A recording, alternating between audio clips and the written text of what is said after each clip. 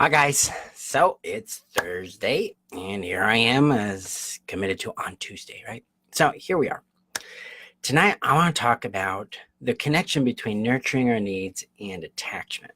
Because on Tuesday I talked a bit about the two major things that get in our way of being able to really love ourselves. Because loving ourselves is a function of caring for ourselves, meeting a need, right? The need to feel loved, to feel valued, to feel like we actually matter as a human being. And remember, those two struggles we were dealing with are negative reflection and seeking permission.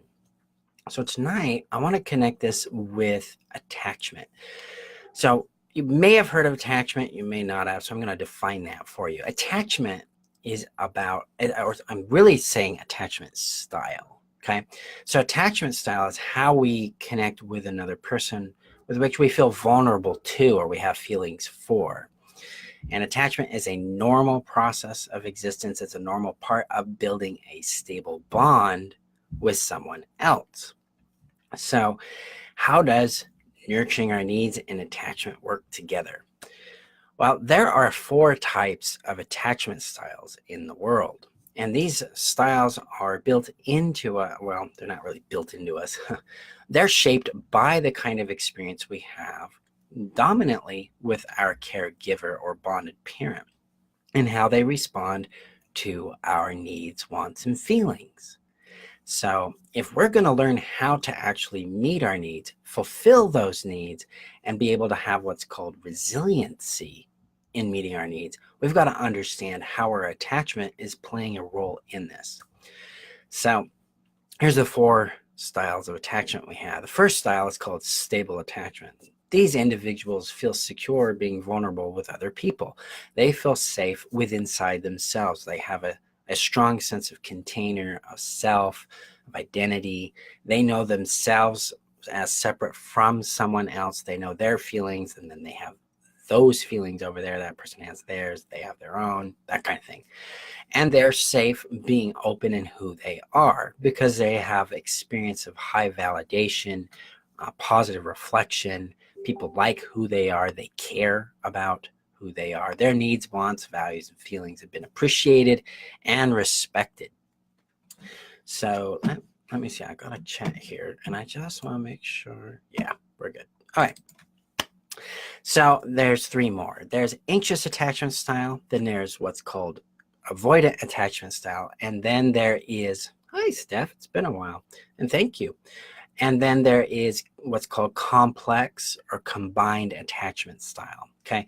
Anxious attachment style is exactly what it sounds like. You're anxious when you get close to someone. You start having feelings for them. You feel connected to them.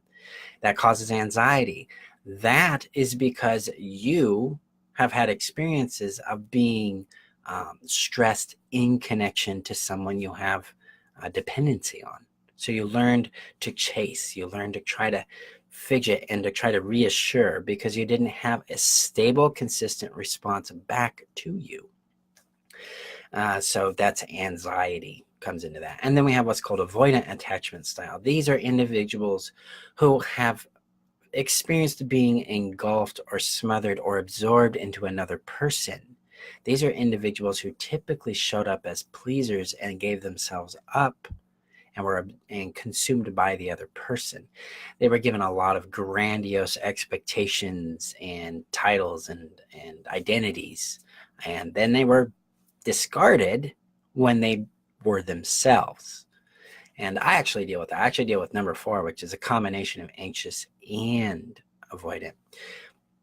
Basically, when we deal with attachment styles, we're reflecting or experiencing how our needs have been met in the past. And this can help us understand why we really struggle to connect or stay connected with people we care about. It can also reveal to us why we have so much anxiety or numbness towards our own feelings, our own needs, our own wants, our own thoughts, and our own beingness. Because in healthy dynamics, a child learns to see and understand themselves through the reflection the parent gives them. Okay. And a healthy reflection would say, hey, you got feelings, thoughts, opinions, things are going on that you want to understand. The parent's going to reflect that back to you. It's like, hey, I see you're upset. Hey, I see you're happy about this. This really matters to you. Ooh, I see that you're sad. What's going on? What are your thoughts about what happened at school today? What do you like about this? What do you not like about that? They help the child reference themselves and build an internalized habit of referencing themselves. Then the healthy parent also steps in and teaches the child's nervous system how to regulate itself when there is pain or distrust or dysregulation or overwhelm going on. They step in there and they physically touch the child. They pat their back, they hold them, they rub them, they console them. This is how we regulate our nervous system. Now, if you struggle with anxiety, reach out, because I've got a system called Calm that teaches you those techniques, how to regulate yourself that way. It's really cool. But this is how the parent is helping the child learn how to self-regulate. When we grow up in a neglected or abusive environment, we didn't get that. Instead, our nervous system is left unregulated. In clinical terms, they're going to call it emotional dysregulation. I think that's kind of incorrect, so I'll be kind of bold. Ooh, I'm saying that wrong. But if you think about it, how could something be dysregulated if it's never been regulated, right? So I call it unregulation. When we start to deal with our own needs, we start to reparent ourselves and connect back with our attachment style and going, ooh, if I'm an anxious attachment style, I need regulation, I need reassurance, and I need it in a way that I can consume and trust. If I'm an avoidant attachment style, I need space and understanding so that I can be myself while still being connected with someone. I need to do that with myself too. I need to meet my needs in a way that reflect connection and allowance without forcing myself to be something I'm not. If I'm dealing with my avoidant aspect of connection, if I'm dealing with anxiety, I need to be seen, I need to be reassured, I need to be comforted. I need to know how to do that. And that's what I teach in the workshop tonight with nurturing our needs.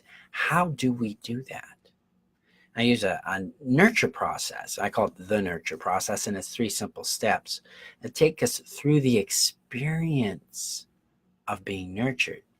Because when we're able to actually nurture our needs internally, then our attachment style, the anxiety we feel when we connect to someone, or the avoidance that we want because we feel too close to them, becomes easier to mature so that we can actually have safe, reliable relationships in our lives and meet our needs too.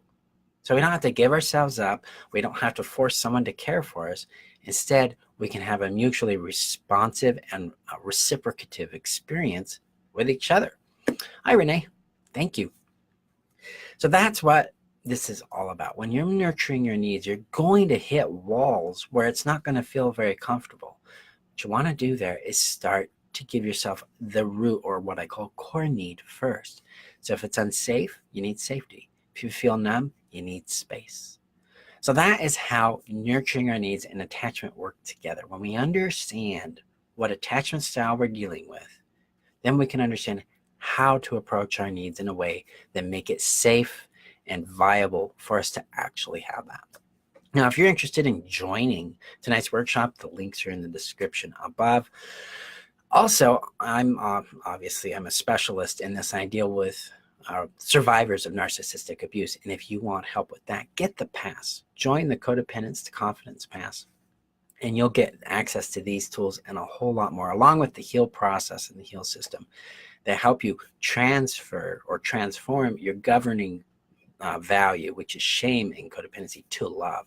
That right there solves 99% of codependency, because when we start coming from love, then all we have to do is adopt the proper mindsets and skill sets to make relationships healthy and functional for us, and then we move on with our lives, because that's kind of the whole point.